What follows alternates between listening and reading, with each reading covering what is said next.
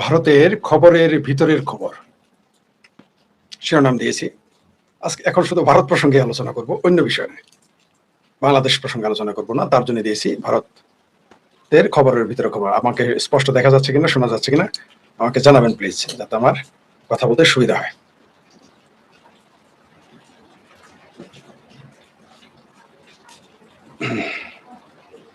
বেশি লম্বা করবো না এটা, আপনাদের শোনাই ভারতের খবরের ভিতরের কি খবর। দেখি,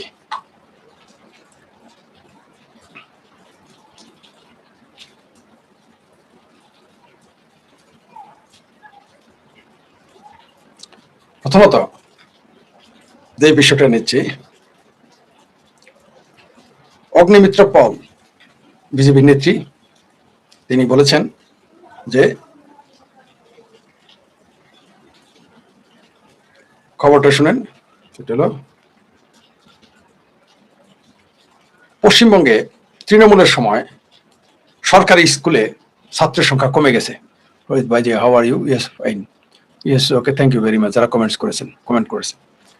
প্রথম হলো মাধ্যমিক স্তরে স্কুল ছুটের হার সবচেয়ে কম বাংলা। আচ্ছা, আরো এসেছে যে নেটের সমস্যা হচ্ছে, একদিকে কারেন্ট নাই, আরেকদিকে নেটের সমস্যা। 10 বছরে বন্ধ 94,000 স্কুল, রিপোর্টে উদ্বেগ। নয়াদিল্লি থেকে নবনীতা মন্ডল রিপোর্ট করেছেন, বাংলা একটা পত্রিকা থেকে আপনাদের দেখাচ্ছি। ঠিক আছে, প্রথমে বাংলা পত্রিকা থেকে দেখাই, তারপরে আপনাদের আমি 10 জুলাই 10 বছরে বন্ধ।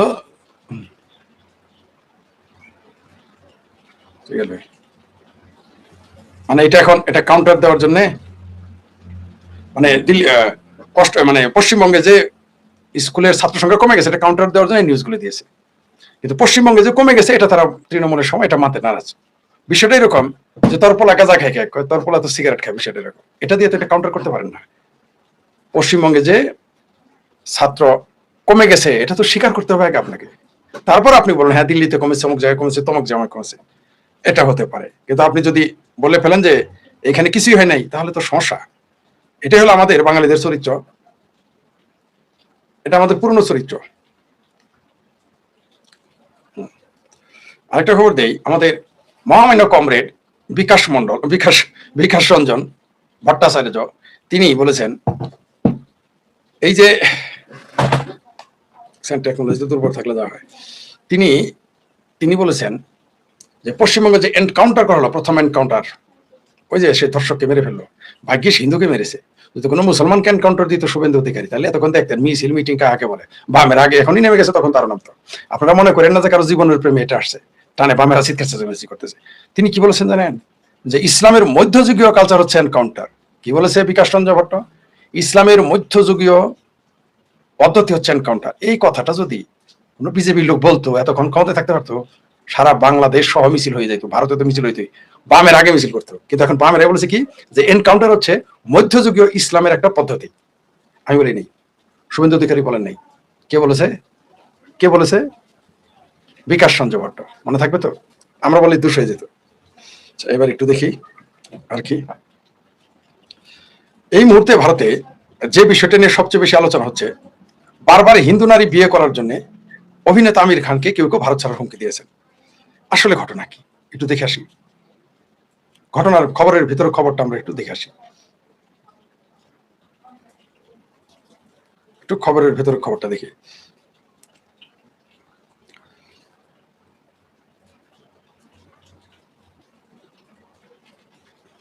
খবর হচ্ছে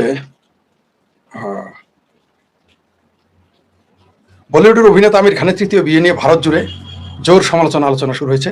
সম্প্রতি তার পরিবার ঘনিষ্ঠ জন বন্ধু বান্ধবদের সাক্ষী রেখে স্পেশাল ম্যারেজ অ্যাক্টে গৌরী নামে একজন, গৌরী কি যেন তার নাম, গৌরী সঙ্গে তিনি আইনি বিয়ে সেরেছেন 60 সুপারস্টার। স্পেশাল অ্যাক্ট বোঝেন? স্পেশাল অ্যাক্ট হচ্ছে যার যার ধর্ম ঠিক রেখে বিয়ে করা, সেটাকে বলে স্পেশাল অ্যাক্ট। যেহেতু তারা হিন্দু মুসলমান, এমন আগ্রহে উগ্রপন্থী হিন্দুত্ববাদী শব্দটা দেখেছেন তো। কিন্তু মুসলমানরা যখন বলে, তখন বলে উগ্রপন্থী মুসলমান, উগ্রবাদী মুসলমান বলে না। যখন ভারতের AIM বা ভারতের মুসলিম লীগ বা জামায়াতুল উলামায়ে হিন্দ বা বাংলাদেশের জামাত ইসলাম যখন, তখন কিন্তু কেউ লেখে না যে উগ্রবাদী মুসলমান, তা কিন্তু লেখে না। কিন্তু ভারতের বিজেপি মিছিল করলে হিন্দুত্ববাদী হয়ে যায়। বজরং দল, কি উগ্রবাদী হয়ে যায়, উগ্রবাদী হিন্দুত্ববাদী হয়ে যায়, কিন্তু বাংলাদেশের চরমনায়ের পীর উগ্রবাদী হয় না। যাই হোক, এটা নিয়ে সমালোচনা হচ্ছে। সমালোচনা কেন হচ্ছে? কাকতালীয়, এটা কি কাকতালীয় নাকি ইমরান খানের উদ্দেশ্য প্রণোদিত? কোনটা মনে করেন আপনারা? ইমরান খানের উদ্দেশ্য প্রণোদিত? এখন সন্দেহ, কারণ 3টা বিয়ে আপনি করলেন হিন্দু, তাও আবার 60 বছর বয়সে এসে। যৌবন বয়সে যদি করতেন একটা কথা ছিল, সমালোচনা তো হবেই।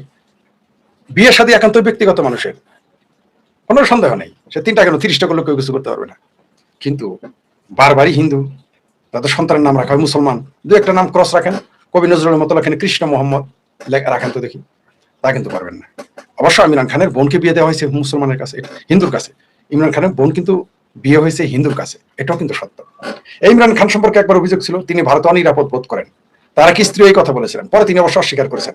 ওই যে জনতার আদালত, না নাপকি আদালত নামে একটা অনুষ্ঠান হয় রজতজির, সেখানে তিনি বলেছেন তিনি এটা বলেননি, যে না তিনি ভারতের সম্মান পেয়েছেন, ভারতেই থাকতে চান, তিনি ভারত অসহিষ্ণু বা ভারতে তিনি ভয় পাচ্ছেন, এটা নাকি তিনি বলেন না। কিন্তু বাংলাদেশের মিডিয়া, ভারতের মিডিয়া বহু ছড়িয়ে গেছিল এই কথা। কিন্তু জনতার আদালত তিনি বলছেন তিনি এটা বলেননি, বলছেন তিনি ভারত তাকে সম্মান দিয়েছে।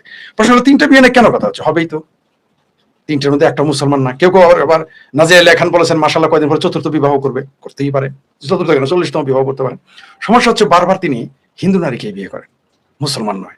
সেই জন্যই ভারতের যারা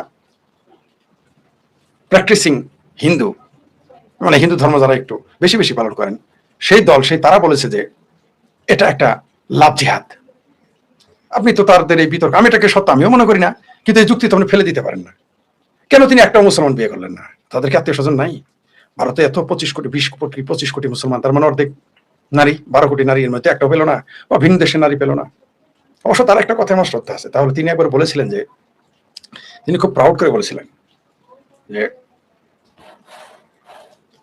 তার বিদেশে কোনো বাড়ি নেই, তার বিদেশে কোনো বাড়ি নেই, বিদেশে কোনো অ্যাসেট নেই। ভালো, এটা দেশপ্রেমের অবশ্যই অংশ, কোনো সন্দেহ নাই। যদি তার কথা সত্য হয়, আমি তাকে এটাকে পজিটিভ, কারেন্ট ছিল না, যাই হোক এসে গেছে বিজলি, আগে বিজলি, যেটা বলতেছিলাম। তাহলে আমির খানের বিয়ের ব্যাপার আমার কোনো আপত্তি নেই, এবং যারা সমালোচনা করেছে তাদের পক্ষে বিপক্ষে আমার কথা নেই, কিন্তু এটা সন্দেহজনক বারবারই তিনি কেন হিন্দুদেরই বিয়ে করেন এবং বাচ্চাদের নাম মুসলমান নাম অনুসারে রাখেন, এটা প্রশ্ন আসবেই, আসতেই থাকবে যতক্ষণ এটার উত্তর আমির খান দিতে পারবে না আমরা না, তবে এটা সন্দেহজনক।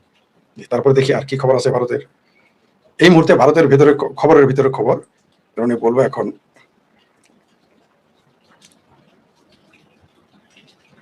আপনি দেখেন আফগানিস্তানে 6 বছরের মেয়েদের, তসলিমা নাসরিন একটা পোস্ট দিয়েছেন, তসলিমা আপা, 6 বছরের মেয়েদের বিয়ে করা যাবে না, 9 বছরে করতে হবে।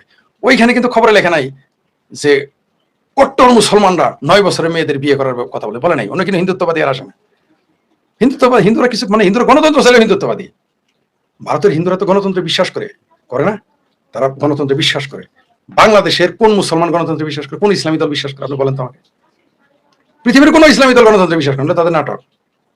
গণতন্ত্র আর ইসলাম একসাথে যায় না, কিন্তু হিন্দুরা কিন্তু গণতন্ত্র মানে। তাহলে আপনি হিন্দু আর ইসলাম ধর্ম একসাথে কিভাবে নেন? এই যে বিজেপি আর জামাতকে জ্যাক করেন, কেউ কেউ বাংলাদেশে দেখি চিঙ্কুবাম মিঙ্কুবাম চিঙ্কুবাম, এমনকি আমার শুভাকাঙ্ক্ষীর অনেকে বলে বিজেপি আর কি বিজেপি আর জামাত ইসলাম ফাতরামি করেন মিয়া। বিজেপি কি 71 সালে তাদের স্বাধীনতার সময় 30 লাখ লোক মেরেছিল, জামাত মেরেছে? কার সাথে কি তুলনা করেন?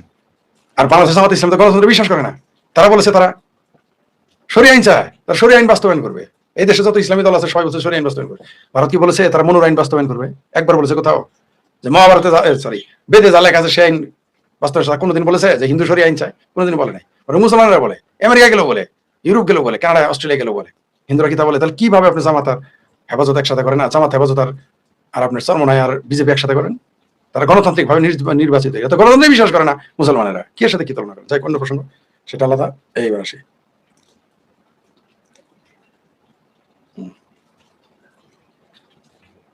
তারপর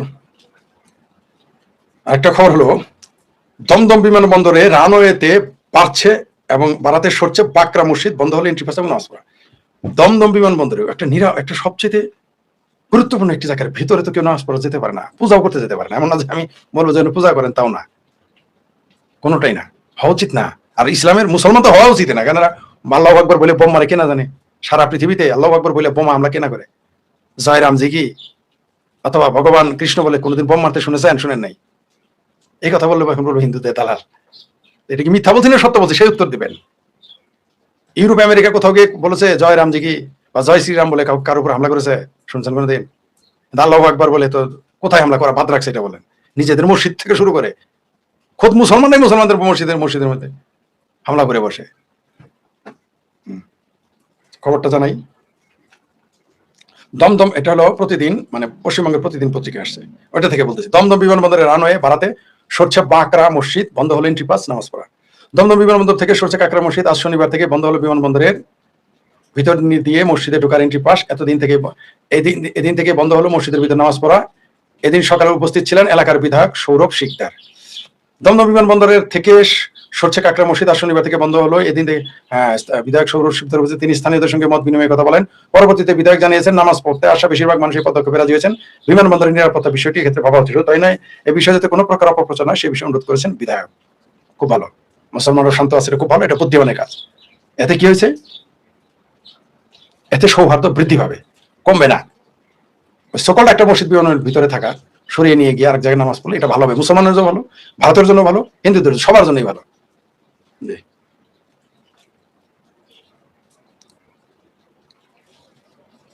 এই যে 6 বছরের শিশুর বাল্য বিবাহ আটকে দিয়ে তালেবান সরকারের করা বার্তা 9 বছরের মেয়ে বিয়ে দেওয়া যাবে। এখানে লেখছে যে কট্টর ইসলামবাদী মুসলমানবাদী তালেবান লেখে না, কিন্তু হিন্দুত্ববাদী লিখে ফেলে। গণতান্ত্রিক দল হলো, আর গণতন্ত্রই মানে রাজনৈতিক দলে বিশ্বাস করে না আফগানিস্তানের তালেবানরা, কিন্তু তখন কট্টর ইসলামবাদী লেখে না। মানে সব জায়গায় ভাত্রমি।